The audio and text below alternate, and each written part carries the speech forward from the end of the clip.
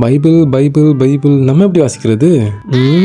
நம்ம தான் பாவம் பண்ணிட்டோமே, வாசிச்சா கரெக்டாக இருக்குமா? பாவம் பண்ணிட்டு எப்படி இயேசுப்பா மூஞ்சில் போய் முழிக்கிறது? சரி ரைட்டு, வேணாம் அதை பார்த்துக்கலாம்.